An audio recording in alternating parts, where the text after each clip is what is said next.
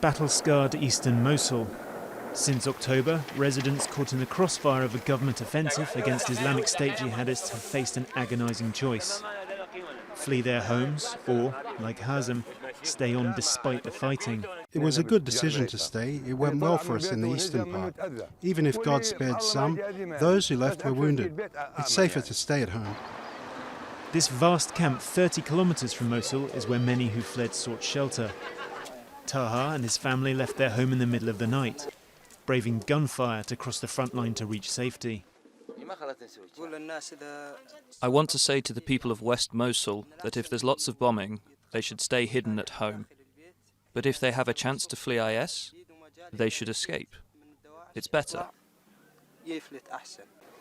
Some 200,000 people have been displaced during the battle for Mosul, a far smaller figure than expected by NGOs, who had feared a mass exodus from the city of 1.5 million residents. Security forces were able to protect hundreds of thousands of civilians in eastern Mosul. 550,000 civilians stayed in their homes.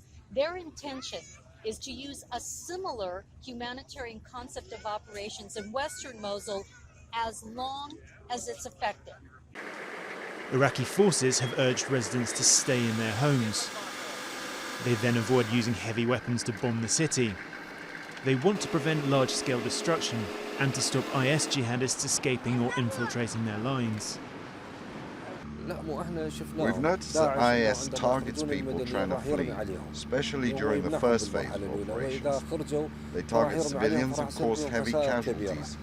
So if they stay at home, we can protect them. As we saw in the east of the city, they stayed and we protected them.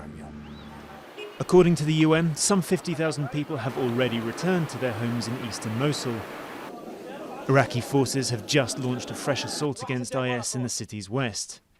But with its densely populated neighborhoods and narrow streets, the new phase of the battle in the city's west is set to be even tougher.